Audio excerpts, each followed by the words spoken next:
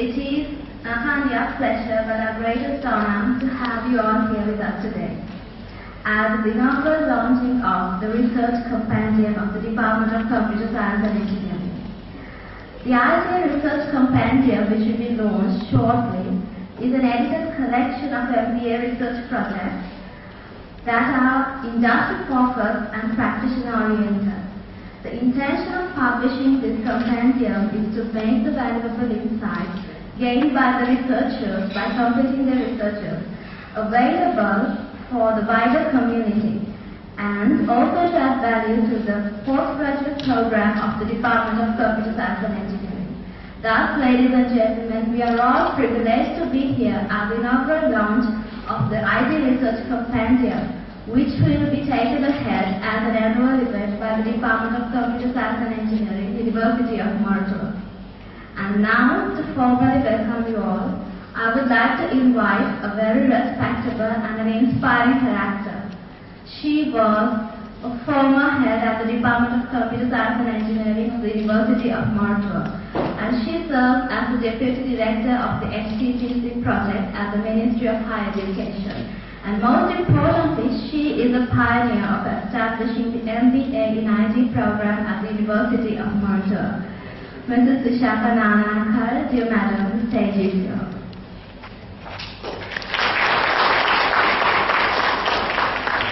Thank you, Kathy. I'm very happy and delighted to see all of you here this evening. My job is to welcome you all to this very special event. To me, anything CSE does is very special because I'm very happily part of that family and everything is special. And today it is very, very special because we do something in the presence of all those people who are always willing to help us, be with us and encourage us to do different things. So ladies and gentlemen, on behalf of the Department of Computer Science and Engineering, I very warmly welcome all of you to today's event. One needs to follow a protocol at a point like this, but to me I don't think it would matter because both the Honorable MP Harsha as well as Dr. Navaratna are very good, very close friends of the department and they would not really mind the protocol. Harsha today is an MP, but to most of us, he is a very good friend who had been there with us in any way. I was asking Chandan a little while ago, is he coming? Yes, I sent him an SMS also. So, you really, he is just a call away, if I would say so, Harsha. Thank you so much for being here this evening. I know how busy you are. I mean, those of us who follow him on Facebook know how many activities he is at on a given day. So thank you so much for taking your time to be here and I very warmly welcome you once again back to CSE. Dr. Navaratna, I don't think even requires an invitation to be with us because he is part and parcel of this program and of the department, but very especially of this program as well. One of the blessings I had as head of Department of Computer Science and Engineering was not only interacting with very intelligent students, but working with the faculty, the visiting faculty, who were always willing to not only come and teach the students, but even help us improve a lot. I still recall those Saturday evenings when Dr. Navaratna would finish lecturing the MBA program, he would sit in front of my desk and start telling me how I should steer this department and the program to be the best. Today, we are very happy and proud that he is steering he is helping the minister to steer the entire education in this country to a new meaning. Thank you, the Secretary Minister of Higher Education, Dr. Sunil Chantanala, for being here this evening with us, and we, as always, we very warmly welcome you here and look forward to have a little bit more advice from you to how we can encourage the program. And my fellow faculty members from the department, and I normally don't want to say visiting staff because you are also part of us. When someone comes to teach at CSE, they are a part of the team. So all the faculty, both permanent staff of the department, my colleagues, as well as the visiting faculty, you are here because you know that your encouragement matters a lot to us. I welcome all of you very warmly, but I think one of our faculty members needs a bit of a special introduction because Jonathan not only started teaching, he was sitting in our Viva panels, listening to the students, presenting their research, thought that this wonderful work should not go unnoticed. We need to give publicity. This is not an initiative which started from our side. It was Janaka who felt that we should publicize this research and work very hard and steady without giving it up to ensure what we do today is happening. While welcoming you, I very sincerely thank you, Janaka, for all the effort you took in making this a success. We do have the people from the industry. IT industry is always with us. Right? This is CSE family, the extended family. They never leave us.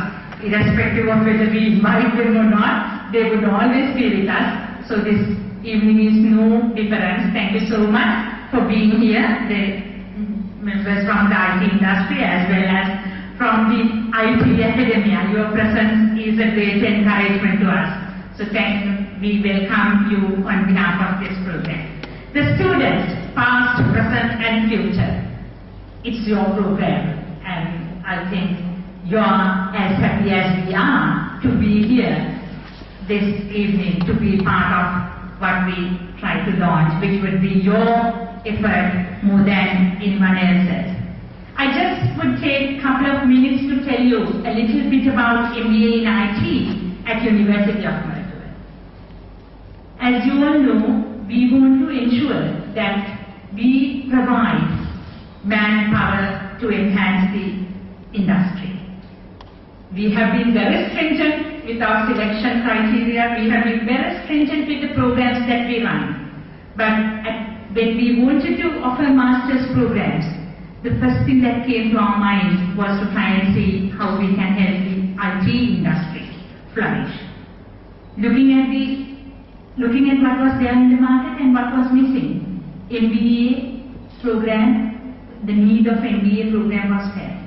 But it was not just another MBA. We wanted to do something different. We wanted to be the trendsetter that University of Melbourne wanted to be. And then we looked at what our strengths are, we looked at the needs of the market and came MBA in IT far back in 2003. This is a very special program. And you see, those of you who have gone through the program and have successfully completed, those of you who are going through it, and those of you who are about to start, I think you all know ours perhaps is the toughest MBA in town. Because it's not, we just don't want to give another degree. We want to make you the managers who are ready to take those decisions and take those responsibilities on your shoulders. It had been a pleasure working with you, learning from you. I always think about whenever people say, oh, you need to have this stakeholder feedback in modifying your undergraduate degree programs. The first thing that comes to my mind is we actually have a free stakeholder consultation every week because we meet our middle-level managers from the industry in the MBA and MSc programs. Not only that you come and learn things from us, you come and give us feedback. You do consultation for us, telling us how we can improve. Thank you so much for all that, and more than anything else, thank you so much for being here despite your very busy schedules. On behalf of Computer Science and Engineering, I welcome you very warmly, and I'm pretty sure those of you who are still students, your dream would be one day to have your publication in the next issue of the Research Compendium.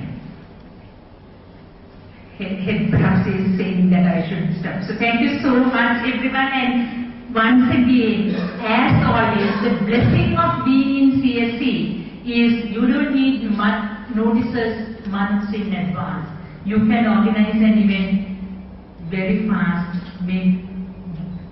because we know that our colleagues, our students, our friends would somehow or the other make their schedules to be with us. So thank you for being here, and once again, thank you so much for your presence. It is a great encouragement to Chandana and all of us, the team at CSE. Thank you.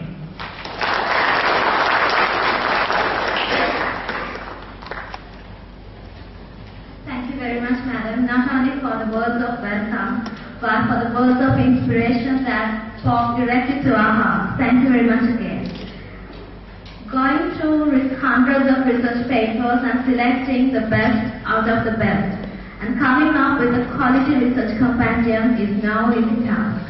And now we are going to listen to this very special person who shouldered the responsibility as the editor of the IT Research Compendium 2013. He is a human resource management professional with over 20 years of local and international experience in leading organizations. He is a fellow of the Institute of Personnel Management Sri Lanka and was also a past president there.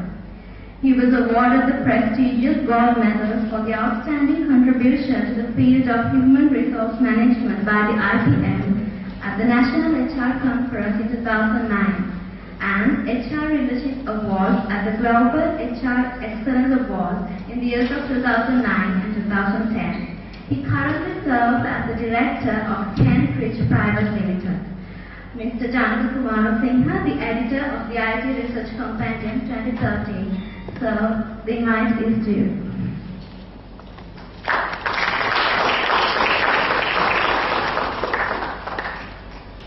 Thank you, Ansari, for the kind introduction. Chief guest this evening, Dr. Harsha De Silva, Honorable SG. Dr. Sunil Nalvatna, Secretary to the Ministry of Higher Education. Dr. Chandana Gamge, Dean of Computer Science Department, and Mrs. Visakha Nanakar, the former Dean Sarwan Sawi, Head of Department, and also the current Project Director in Higher Education Ministry. Members of the faculty, visiting faculty, ladies and gentlemen. Today we are in an environment where the technology is connecting billions of people through different devices. Emerging economies such as China, Brazil, Russia, India, Mexico, South Korea, followed by Nigeria, Turkey is reducing the economic dominance of the Western world. The different standards adopted by Western world on international affairs are being identified by other countries and they are gradually responding to them. New generations are entering the job market. Societal trends such as urbanization, more women, more freelancers in the job market are visible. With global warming, disasters and poverty, there is an increased trend for CSR. Not only local but also the international competition is making the business margins thinner. With this environmental influencer, the change in the organization has become rapid and constant today than in any other era. Organizations are compelled to be lean, flexible and competitive. They need to be productive. They should be building their capabilities to outsmart the competition. The managers need to change the way they manage, from managing different generations of employees to managing other stakeholders. Flexible work is no longer confined to a specific time and place. Technology is blurring the lines between work and home and between work and personal life.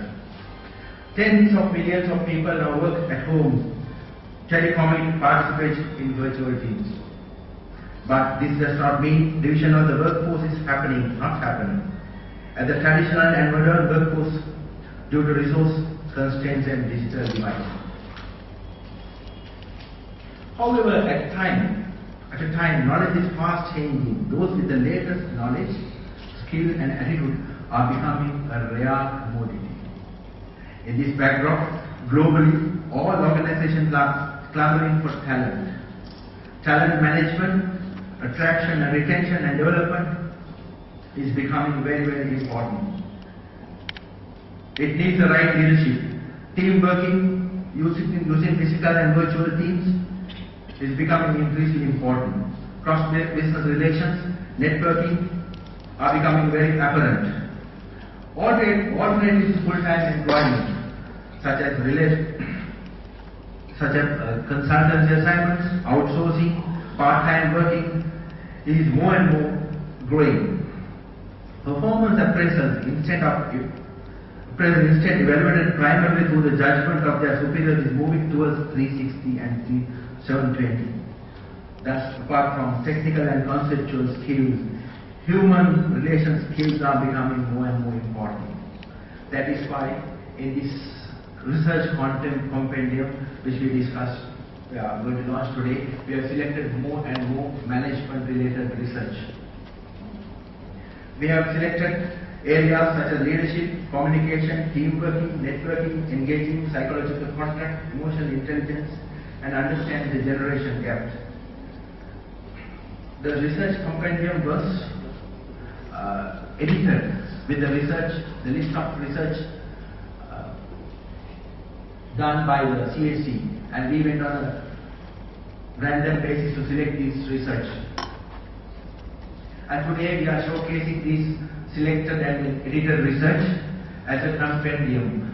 And I was told by Mrs. Visakha Nanak, this is one of its kind of in the industry, first of its kind in the industry, UoM, the MBA program in Sri Lanka. So I think the MBA IT program is creating competitive advantage to this. And also, not only that, they are also sharing the knowledge of the students with the industry through this compendium. So I thank all the research students, all their supervisors, all the faculty members and the administrative staff for their efforts to bring all this research to this level. I'm also very much pleased today when I heard last evening from Adisha, Dr. Harsha Disula is going to be the chief guest because he is not only my schoolmate, he is also my classmate. Also, we are very happy and honored Dr. Sunil Jayant Navaratna is here gracing this occasion, and it adds a lot of importance to this event with your presence, Dr. Navaratna. Also, I thank Dr. Chandana Gamagi for all of his support and voting this idea, and Mrs. Visakha Nanak for his support as well as introducing me to the faculty. Adisha, thank you very much for all the coordination, and Tirina, thank you very much. Also, I take this opportunity to thank my Cambridge team. This compendium was a not-for-profit initiative by my company Cambridge, and I thank Dr. Malita Vijayasundara, and also the editorial assistance provided by Ms. Vindhya Kure, Ms. Sonia Chennaya, Ms. Varuni Ekanak, Ms. Vidya Chandradas, Ms. Lakna Kalwaraji, and the proofreading by Mr. Amal Srivadan, and all others who supported. I hope these type of research compendiums will motivate research students and support in creating a research culture in the country, which is vital in a knowledge economy. Thank you.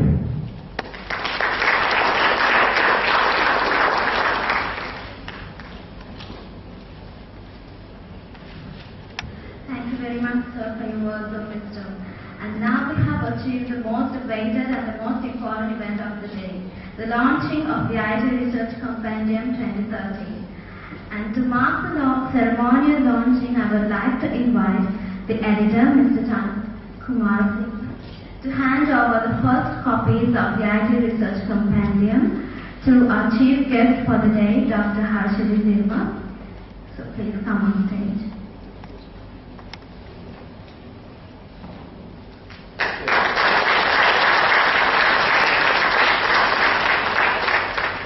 And the guest of honor for the day, Dr. Sunita Anthanaratnam.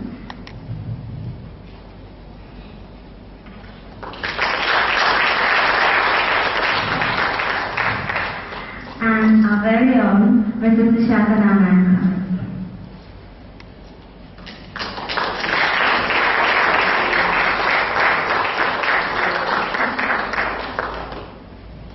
Thank you very much.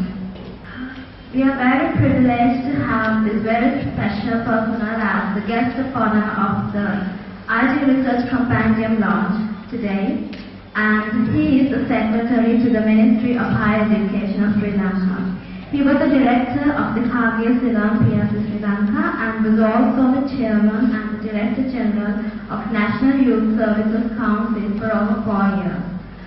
He has leadership experience in both the private and public sectors, and he currently works as a visiting faculty member at many universities. Dr. Sunita Anthanaratnam, please speak a few words and enlighten the audience.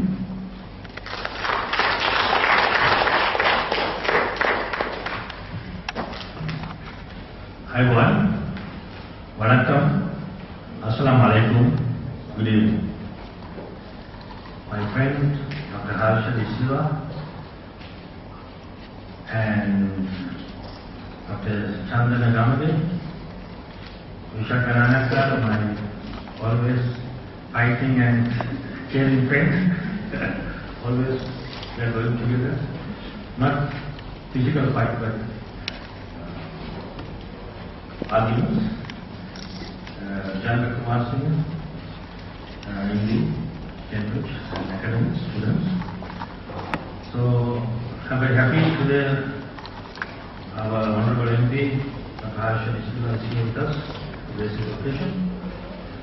And he's an economist, and also I respect him especially. He was the managing director of Nielsen. So when I was the PhD student in Tokyo, my professor Soji Murata was talking about Nielsen research, world market research. So when I came to Sri Lanka, I found Nielsen is there, but I didn't know who initiated it. Later on, when I was the director at Cargill, I met one of the initial directors, that is Janaki Kurupu. And I found Janaki Kurupu and Dr. Harshali Silva are the people who started that company, and it's a great achievement. So he's a good businessman. So today is a member of Parliament. So I'm sure he will come to the other side soon. So to contribute his capabilities to the national development. Anyway, so I'm very happy today to be with you because I think our IPM president also here. I didn't mention his name. Sorry. And so now today we are doing a new thing, that is MBA Research Compendium 2013. This is the first time we have done it. So at Ministry of Higher Education, we are promoting this kind of research heavily. Especially academics should do more and more research. We will want to take our universities to the world class. So there are two taglines of our education strategic curriculum plan. One is the world class universities and globally employable graduates. So in doing that, so this kind of research are contributing heavily. Not only that, but also we are promoting professional graduates. While we are doing the degree, we should become professionals like chartered, CIMA, IPM, engineering, whatever. Let them do professional courses also.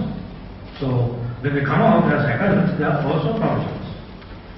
At the same time, we are promoting enterprise graduates. We need more and more entrepreneurs. Because now we are heavily producing job seekers. sometimes I call them beggars. But we have to, because some graduates are going behind the MBAs, begging jobs. So what nonsense, right? So we should produce more and more independent, capable graduates. So why don't we convert them as job givers, entrepreneurs? That's also one of the ideas.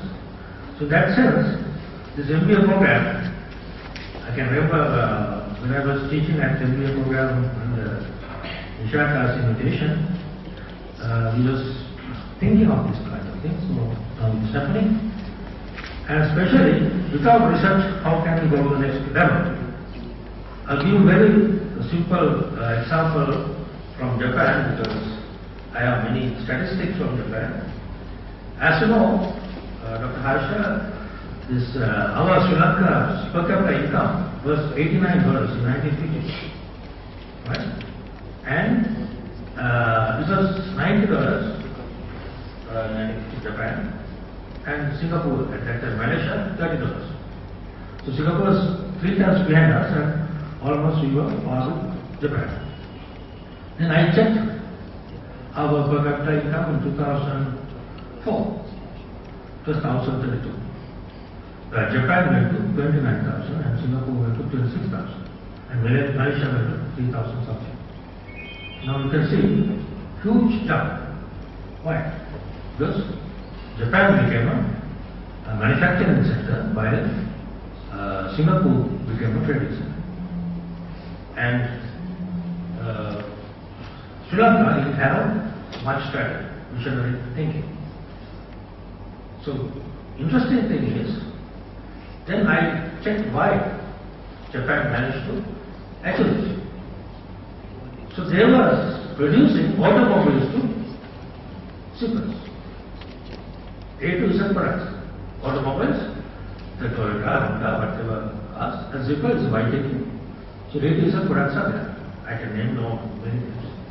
Then they are selling those products to Afghanistan, to Zimbabwe, A to Z countries. So that is the secret behind that success. And also visionary leadership and policy. Then I checked Honda. Honda was a 5th grader. He has not gone to school much, but he loved racing and he loved engineering. He joined what you call motorcycle repair shop as an apprentice to the car. Then he's the one who developed the Honda engine. And believe me, he started his company in 1948, October, 6 months later than our independence. We got our independence in 1948. This is a story you can mention in the parliament. Now, his initial investment was something like 30,000 rupees. Then he started his products like the cup of the motorcycle, and I have all these photographs. I don't use this photograph, I have shown. Then he started Civic car, then Accord, an electric car, future car, robots, planes. It's producing planes. So he died in 1991.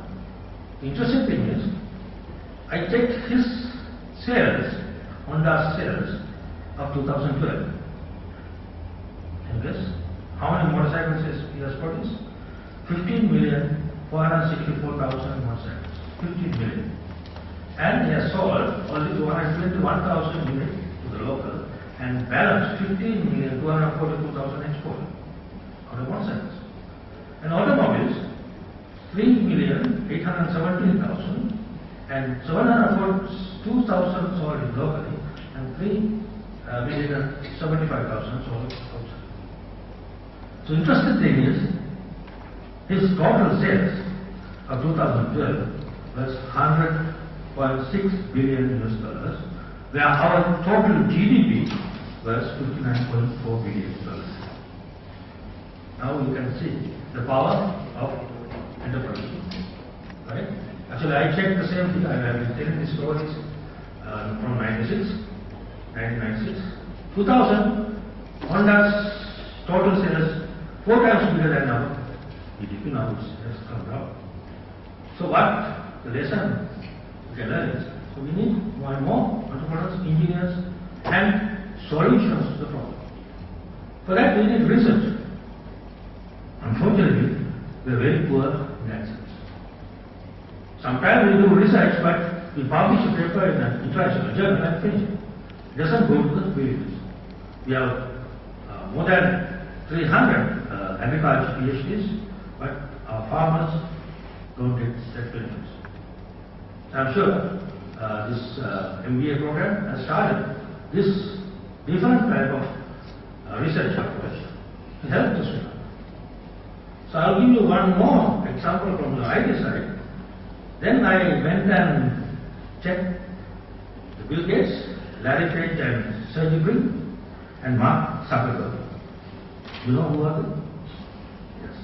Bill Gates, of course, Microsoft. His 2012 sales was $73 billion. That means again bigger than our GDP.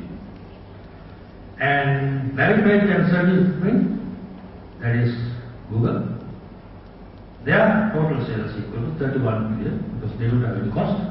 31 billion is almost not. Right? Then Facebook has a space also there. $5 billion. Now you can see the power of this. Actually, this Facebook started in 2004, right? And Google 1996. So why not Sri Lanka? Because we have capable people, we have capable innovative people. Why won't you do USA do this? Because we send our all capable people and well, once Bill Gates told, every day my human resource or not my all assets are leaving my office by 5:30. That is an asset. So without human being, there is no IT business. So I heard that this is basically IT oriented MBA. So my argument is, through this question, why don't we sell one app to the world? $1, one app. Assume that if you can sell one app to these mobile phones, how many mobile phones in the world? Yeah? Billions, right? So, if you can sell one app to the 1 billion mobile phones, it's $1. $1 into 1 billion, $1 billion. So let's start with that small sense, right? So there are various innovative thinking, but we are not utilizing that approach. So I hope this MBA program will pave the way for that. Vishaka is very much fond of these things, and when she met me 2 years back, I told her, Morato should increase the numbers. She said, no, how can we increase the numbers? Now she is also promoting that. Because how can we take Sri Lanka to the next level if you don't produce quality IT graduates? You don't produce good civil engineers. You don't have enough civil engineers. So that is one way. On the other way is related to the human resource development. As you know, we are in the knowledge era, and we should produce knowledge workers. So knowledge workers has to be managed under the total human paradigm. But under today's system, still our mindset or the paradigm is industrial-based paradigm. We are trying to manage knowledge workers based on our outdated industrial paradigm. That is one of the major bottlenecks. So since we are IT people, knowledge workers, we have to think of 4 areas. According to the code, she's talking about body, heart, mind, and spirit. So what do you mean body? Body to live, heart to love, body, heart, mind to learn, and spirit to live a legacy. So how do you relate with the organizational thinking? Body to live, pay me a reasonable salary. Body to live, pay me a reasonable salary. Heart to love, treat me kindly. That's why we need one more humanistic approach. Right? Emotional intelligence on these things. Awareness. Body, heart, mind to learn. Use me creative. Everybody of you has a lot of ideas, but most of the organizations are not geared to get that ideas to uplift our system. And spirit, leave a legacy. And everybody want to do something to contribute to the society in principle manner. So how are we contributing to our national society? We have to tell them. So now, if you want to motivate, make knowledge workers committed, motivated, all four areas has to be empowered. Body, heart, mind, and spirit. Maybe one company is paying a very good salary, but maybe they are paying their employees not in a kind manner. Then their heart is not happy. Maybe they are paying a good salary, they are talking to them very nicely, kindly, but maybe they are not getting their valuable ideas. Maybe they are getting their valuable ideas also, but they are not explaining how we are contributing to society. Therefore, today, you are managing knowledge workers, and as an MBA student, you should understand all these novel concepts and help others to motivate. So characteristic approach is one. Right? So these are the lessons we should motivate among our youngsters to fulfill them, do the leadership. Especially, engineers are very good in mathematics, logical things. But maybe they are poor in human approach. They think always 1 plus 1 always 2. It's not in the case of management. 1 plus 1 maybe even 100. Synergy. So we have to use our human relations, human capital approaches, soft skills, all these things are there. And today, if you want to become a successful manager, in addition to your technical skills, you have to motivate or enhance your human skills, especially. Not only that, but when you go to the top level, you have to get your strategic thinking and conceptual thinking, like conceptual skills. Not to see the tree, but to see the forest or think of the tree. So those are a little bit of ideas I would like to convey to you today, because I can remember when I was an MBA student, you were listening to these things, but you didn't get that ideas so much. Now I am telling you, but you have to understand this. The important thing is, now you have a body, you can go to the Google, you can go to various other things and enter these keywords and learn. Those days we didn't have that facility. So therefore you are lucky and you can do a lot of research. There are people to help you. But important thing is, doing research is not for your own sake. It should contribute to the society. Ultimately, it should resolve a problem. So ultimately, you are selling a solution to the world. Solution to the world. If you can develop a small, very creative idea, different idea, innovative idea, you can sell it to the world through your mobile phone. That is that. So don't think traditional. Be out of the box. That is the message I will give you, and thank you very much for inviting me, because you have done a great job. So remember, based on this research, let's try to sell one app for one dollar. That is my request, to make Sri Lanka the wonder of Asia. Thank you very much and good night.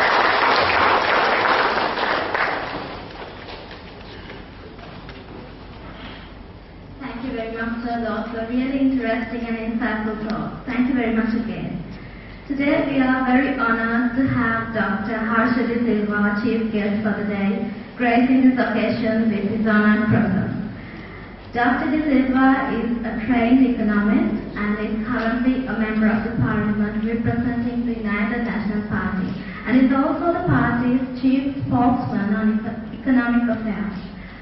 Starting out as the chief economist and treasurer of DFCC Bank, Dr. De Silva went on to create the country's largest market research firm, the Nielsen Company. Since then, he has worked as an international consultant with the ADB, World Bank, and IDRC on technology and economic development. In the year of 2011, he was honored with an Eisenhower Fellowship awarded by General Colin Powell, recognizing him as one of the 20 emerging leaders from around the world. Dr. Harsha De Silva, we very respectfully invite you to address the audience.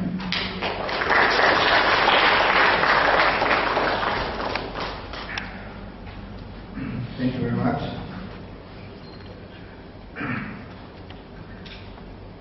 Happy to be here among good friends, Sunil, Secretary of the Ministry of Higher Education, Visakha, Chanaka, Dr. Chanaka, faculty, President of the IPM, faculty, students, friends. Sunil made some wisecracks here, asking me to come and join them. That never will happen. He actually told this to me when I sat down here, but I said, but you all are the people who've been jumping, not us. So you never know if we might end up on our side. It is, I'll refer to some of the things that he mentioned in his speech, important things, particularly about his $1 app, $1 app idea. Actually, this I vividly remember being a part of the visiting faculty at esteemed university, Department of Civil Engineering, when Amal had started the program MBA in Infrastructure. I had a class of about, the last class I remember very well, about 13 or 14.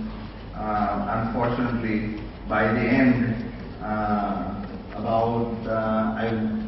remember may have been about 6 or 7 got jobs and left overseas, So that's really sometimes the sad story, that when we go through such great programs, particularly at the University of Moratuwa, and produce excellent skills, and they end up serving the needs of others, not us.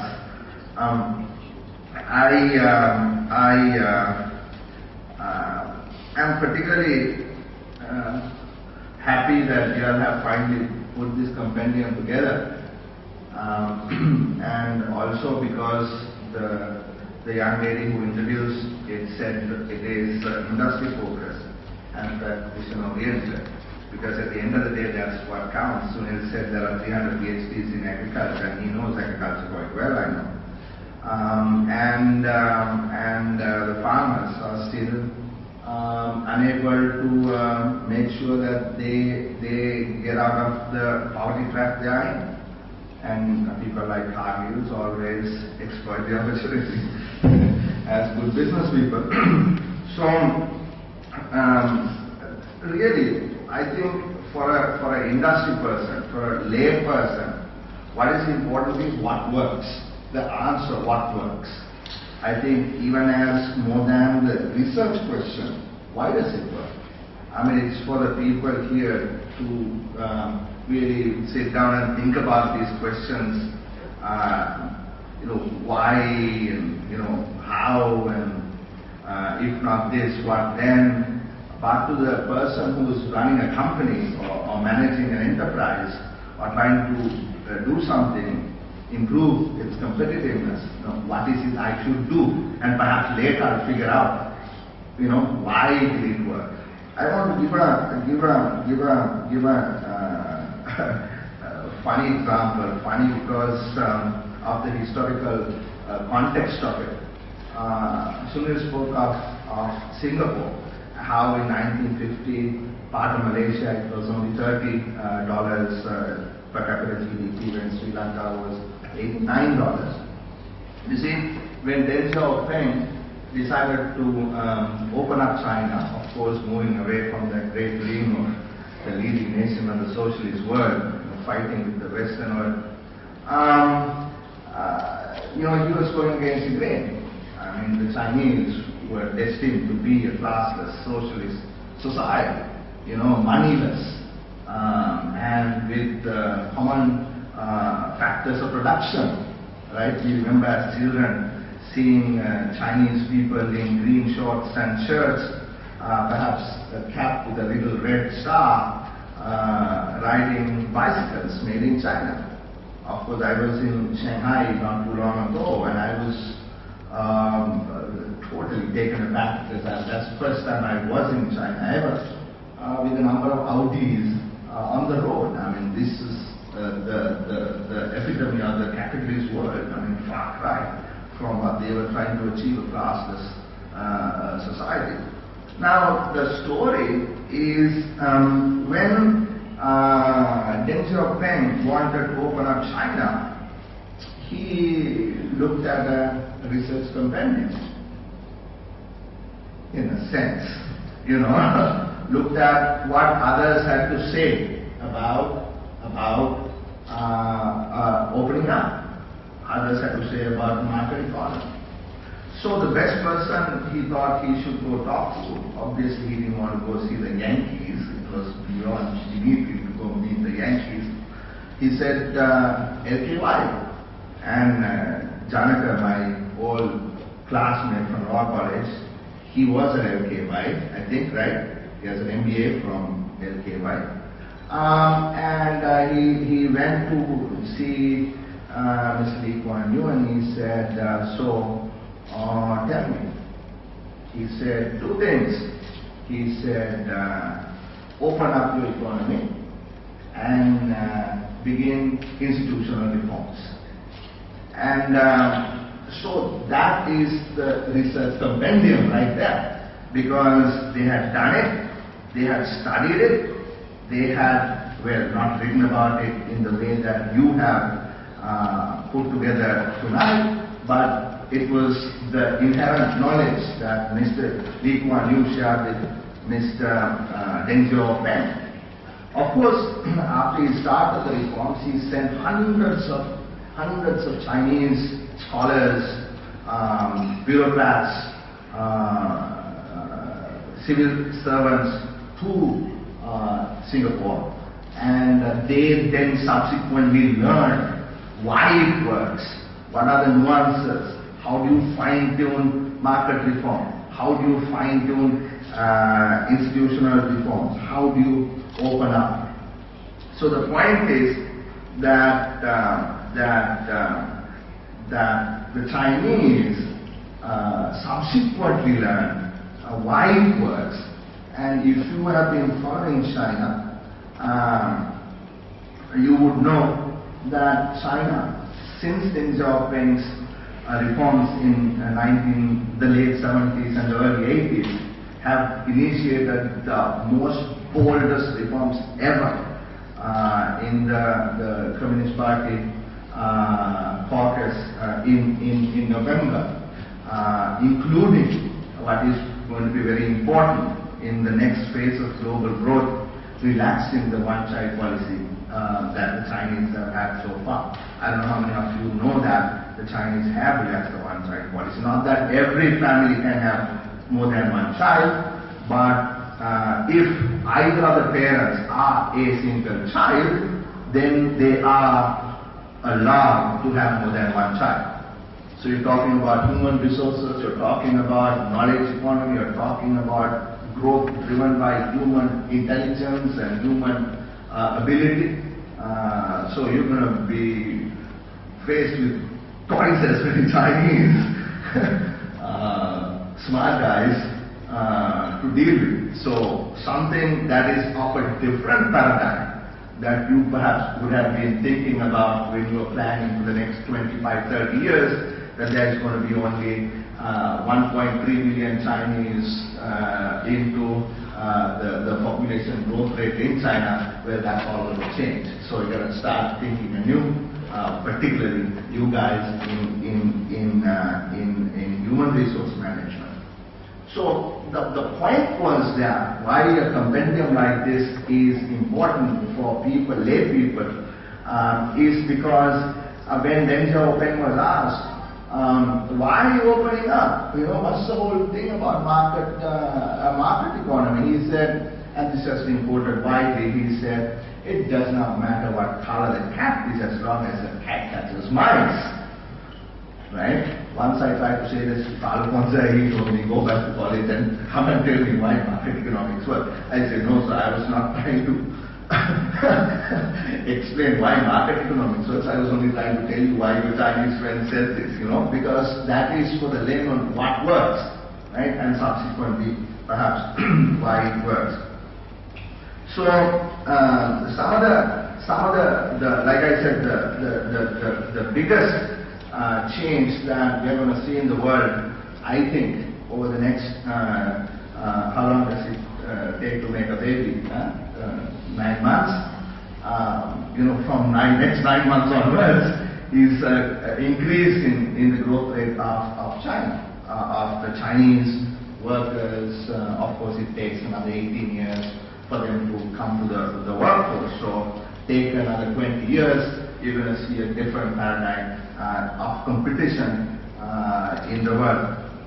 Besides that, something else that the Chinese learned from the compendium of research done on successful market reform and why Singapore is today a $35,000 US per capita income economy is its economic freedom, you know, land reforms, property rights, things of that nature. So you're going to see countries that were not growing not as fast as some of the Western countries in their generation, growing faster and becoming more competitive because they're learning from success stories of others. And you have to be have humility to learn. Sometimes people don't want to learn. I know everything that there is to know. So who are you to tell me? And you have to be bold enough to be able to implement those changes in be it your department, be it your company, be it in your province, be it in your country. So that is something that I have been very critical about in learning. Whether we know more than we think, or rather we think we know more than what we really do. I've been very, very critical in the recent past of this country moving towards what we call an import substitution economy. That is, let's grow our food, let's manufacture our own things, as opposed to an export-oriented economy. I mean, if you've been reading the Sunday papers or business columns, you probably would have seen the number of articles that were written in the recent past as to why we shouldn't be going backwards to an import substitution economy. Koshi Matai, my friend from the IMF, said, look, it is not a matter of opinion, nor is it IMF's position, but it is a fact that import substitution economies don't succeed. We've tried it before, Chinese have tried it before, the Indians have tried it before, and now they're changing. So then it becomes, the question becomes, what do we do? What do we export? You know, how do we move on as a country? And there, I think, again, this the topic becomes very important. I'll just give you one statistic. 10 years ago, we exported 34% of what we produce. Today, we export 16% of what we produce, less than half. And that is because as economists here would know, everything is based on incentives. You incentivize the factors of production to flow into something. So if a businessman believes that by building roads he can make more money, he will build roads and make more money, as opposed to exporting something, or as opposed to doing something else. So when the incentive structure is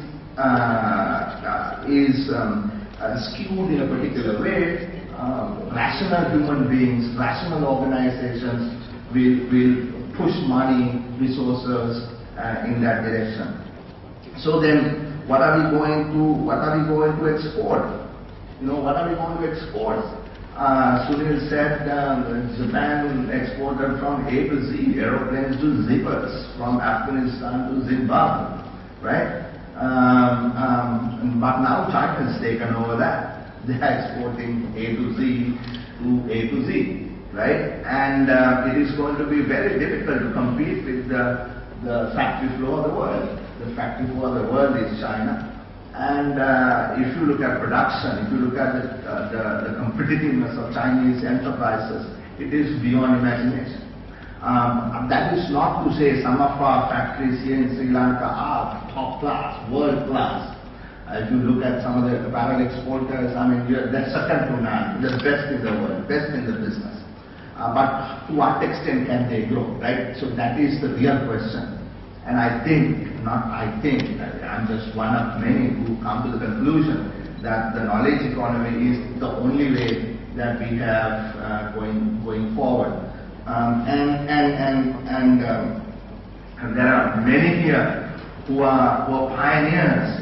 Visakha particularly, having led that organization, and taking part now in policy making. I'm really glad that people like her taking this initiative and is really from the heart working towards it. I'm sorry, there must be others here, but I only know about her because it takes more than one person, it takes more than one dream, it takes more than one visionary. We have to come together and put all our resources.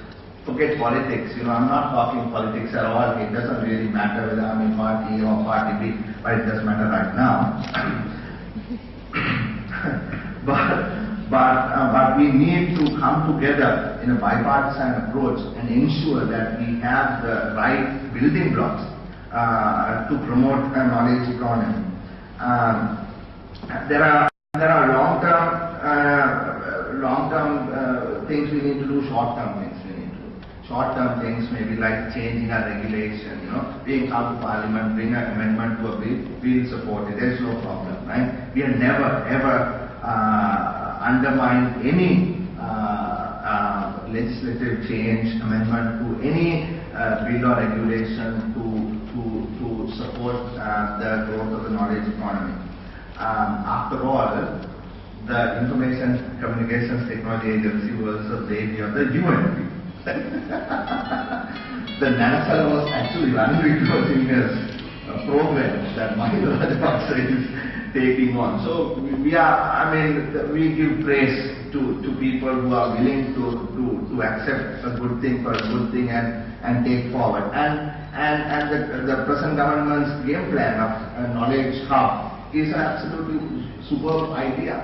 We just need to implement it. And I'm really glad that people like Sunil and SP particularly are fighting so hard against all kinds of opposition to make the necessary changes in the law to free up the stranglehold in higher education in Sri Lanka. And I say that with responsibility, that we need to give opportunities to more of our kids who are bright, who are intelligent, who are smart as hell, to move on, because we cannot hold them hostage for our petty personal gain.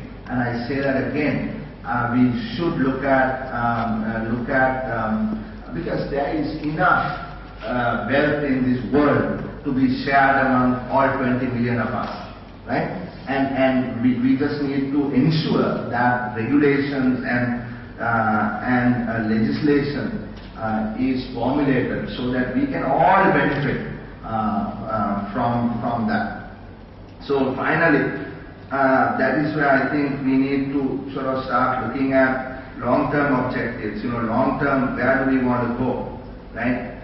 The skill set, 6% of GDP for education. Is it possible? I ask you. I'll ask you a question. What is the tax revenue of the government of Sri Lanka for 2013?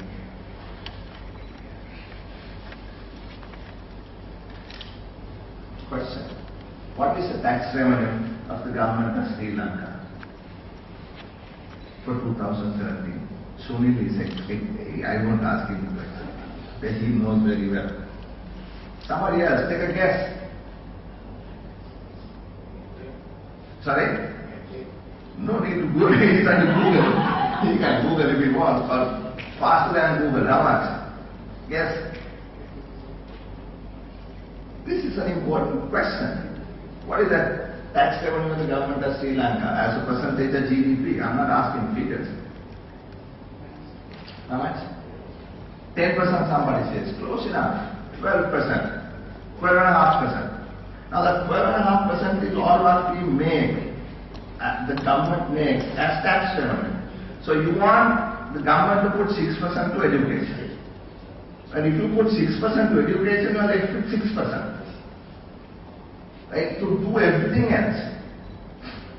Right? And that is not sufficient. Because if you look at the government's revenue, our repayment of debt is more than the revenue. I don't want to make this political, but I'm just stating facts. So assume we bring home 100,000 rupees, your credit card bill is 110,000 rupees. And credit card is the minimum payment, not full payment. Minimum payment plus interest is 110,000.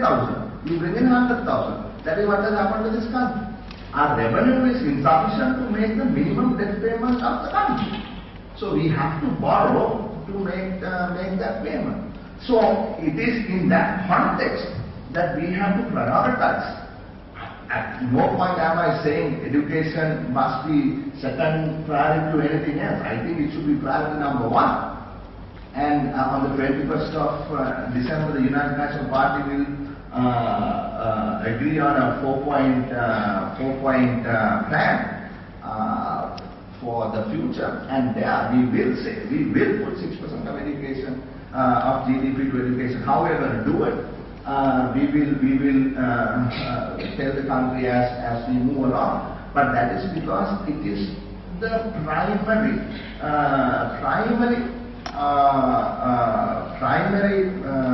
or the topmost priority of the nation. So whether we can increase taxes to meet that, or whether we can cut out other expenses to meet that, there are many options. But the issue is, in the long term, how do we develop the skill set? How do we equip the people coming out of universities? I heard SLASCOM had said $1 billion will be soon met in exports. That is fantastic.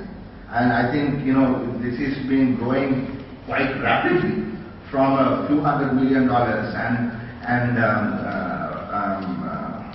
Madhu is not here, but people like Madhu have been working really hard, going beyond his private responsibility, SLASCOM and all that, to make it happen. But we need to also have change of heart or our attitude, because by the time we are planning on $1 billion export income from IT services, we are planning 10 billion income from housemaids. We can't, we have to make a change that instead of exporting labor, we have to export services while the labor stays here. I don't want to expand on that any further. But I've spoken long enough. The plan has to be both in the long term and the short term. coming together, industry coming together, academia coming together, industry and academia cooperating together, right, and bringing legislators like us into discussions like this, and putting out documents of this nature. And I very quickly glanced through this in the few minutes I had, and I found one article very interesting and was in line with what I was saying, and I made some notes. It's an analysis of skill gaps in Sri Lankan software industry. Of course, it's only the software industry, but still, written by LHMDK Lansatar, and the person says the research was conducted with the key objective of finding out factors causing the skill gaps among employees in the software industry.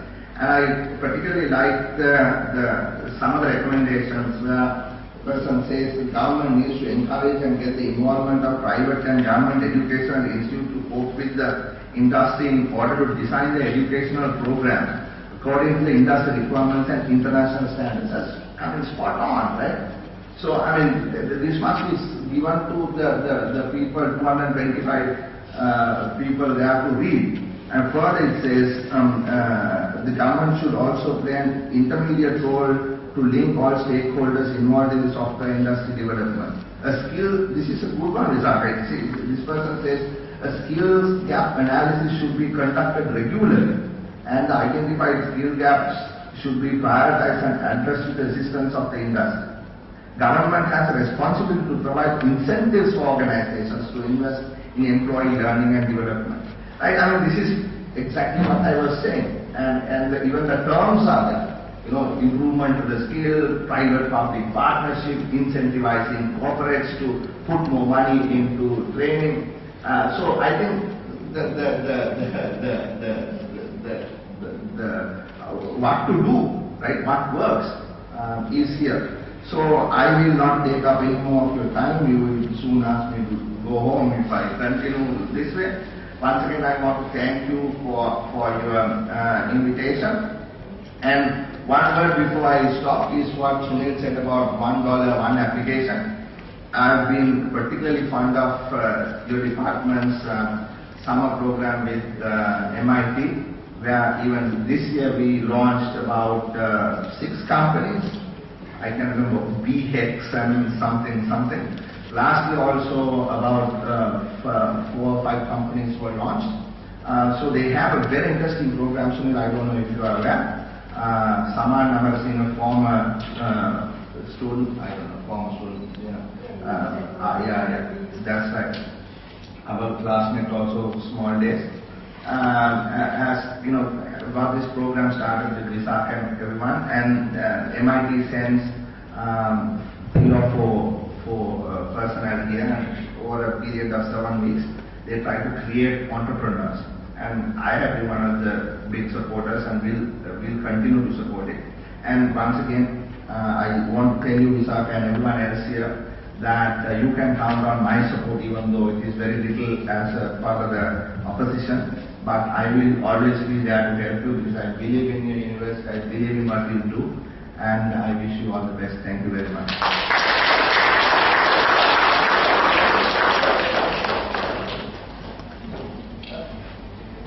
Thank you very much, Dr. De Silva, for your valuable speech. It truly added to the glamour and color of the event. The Department of Computer Science and Engineering is well known for its dedicated, well-educated and experienced and qualified academic staff, and its quality graduates and undergraduate and postgraduate students. The Department News magazine, CSE News, was initiated with the intention of recognizing and encouraging the achievements of the CSE community. And I'm very proud and happy to say that the latest edition of the CSE News features a number of success stories and achievements of female members of the CSE community. Thus, we have the most appropriate person to launch the latest issue of the CSE News magazine.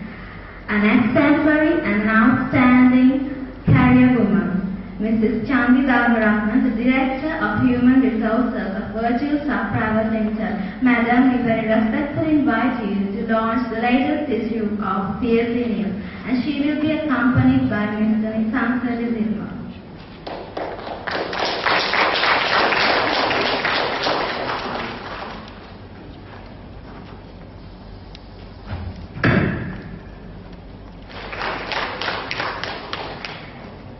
Ladies and gentlemen, I'm very proud to say that my fellow batchmate, Himeshi De Silva, is featured in the cover page of the latest issue of CSE News.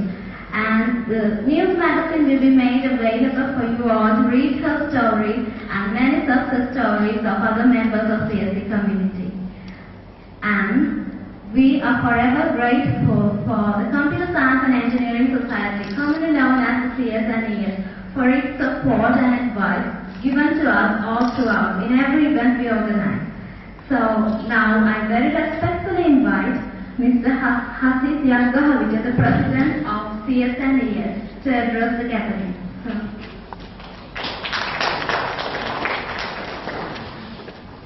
Thank you, Hasini. Even though I was informed about his speech 5 minutes ago, I am really glad that I can actually address this distinguished audience here and maybe educate you around the activities we do as the Computer Science and Engineering Society of the Institute of Molecular. CSE, as known as the Computer Science and Engineering Society, is sort of the power arm, I would call it the power arm of Department of Computer Science and Engineering in the Institute of Molecular. We actually support such events with manpower as well as financially when it's required, so that this type of events are possible to make. Going forward, I would like to tell you a few words about the goals of CSMES as a community or as a society. There are mainly 3 goals we are looking at. One is, of course, University of Molecular produces one of the best-in-class graduates in IT. But we would like actually to extend it a bit further and maybe to work with the other universities, not only with the University of Molecular, but even with other universities, to ensure that as a country we actually produce world-class IT professionals. If you look at the world, you will actually see most of our people, our graduates or people from this country are making their name at a bigger scale, even though Dr. Nawaz said we need to step up. Actually, we need to step up, but if you look at, for example, CEO of Google India is a Sri Lankan. If you look at director, one of the main directors who took Facebook forward was a Sri Lankan. So we have people in so many large organizations in the world, globally.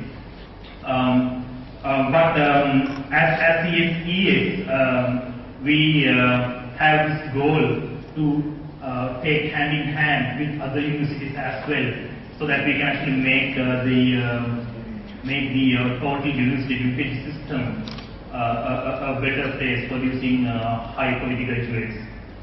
That is one goal. And then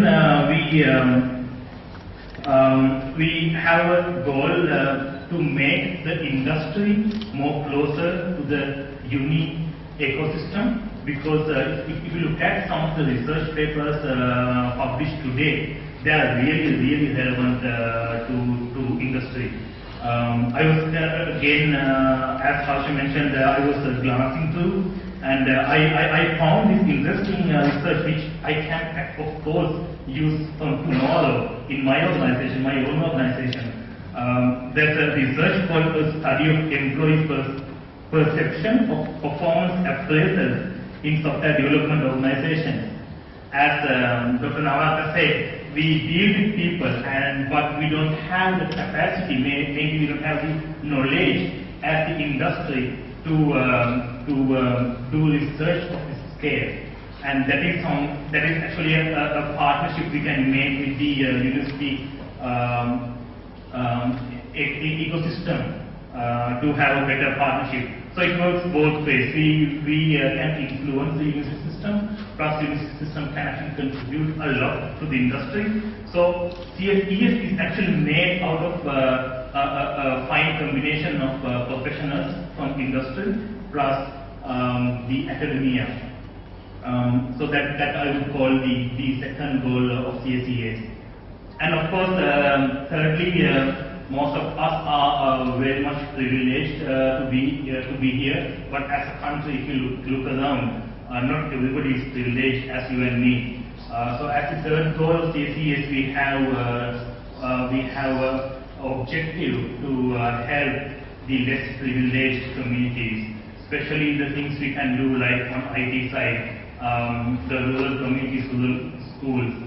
So these are the three main goals I would see as important aspects being a part of such a reputed university. So finally, I would like to thank you all for the excellent support and contribution you have given us throughout the years, and I'm sure that you will be holding our hands in the years to come as well. So thank you very much on behalf of Computer Science and Engineering Society. Thanks all.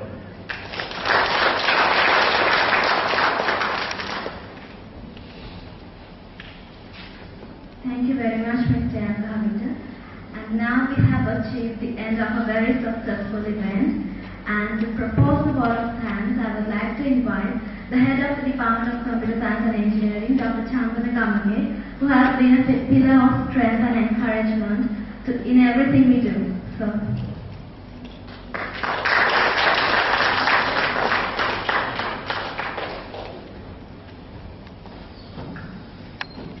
Good evening, everybody.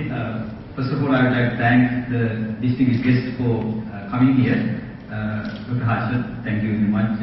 I know you are a very busy person defending the other side of the issue, but thank you very much for coming. And Dr. Navaratna, who had to leave urgently for a meeting.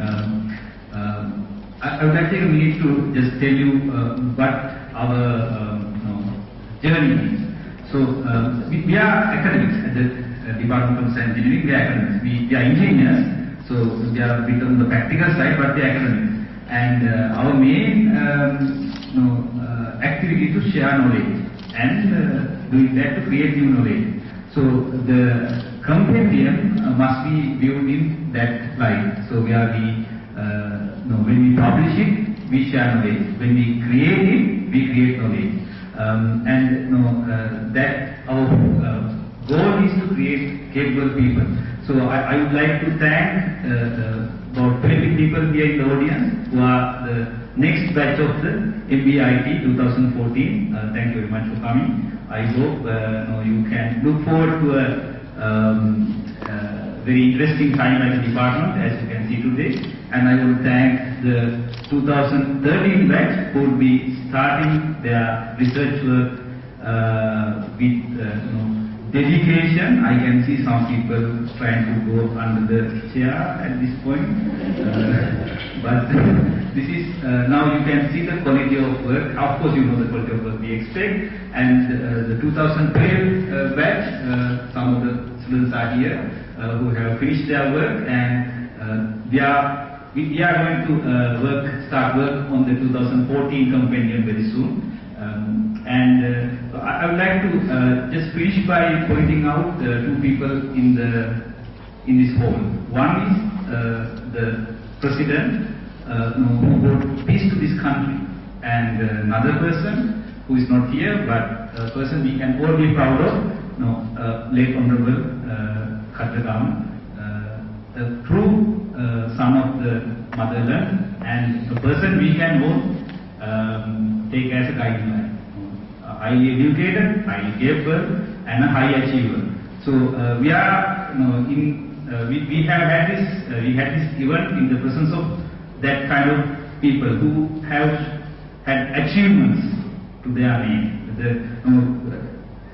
Years from now, we'll be talking about the late honorable Lakshman Khatanga because of his achievement. And while people may have differing shades of opinion about His Excellency, there is no doubt that now when we leave home, the loved ones at home are not worrying whether we are coming back, due to some bomb blast in Colombo. So those are the changes that people who work hard with dedication have achieved. So I think we have been created a platform, a foundation where we can do more. Our capabilities are in the knowledge economy, as Honorable Dr. Harsha pointed out. That's something which we could use to bring up our country to the next level.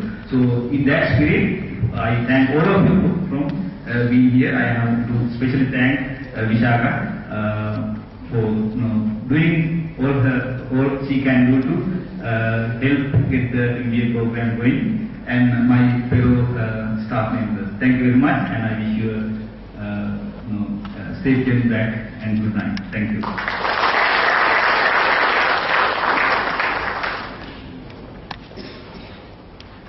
Thank you, sir. With that, the very successful launch of the MBA IT Research Compendium 2013 comes to an end. With the hope for an even grander Research Compendium launch in 2014, we wish you a good night. Thank you very much and have a safe journey back.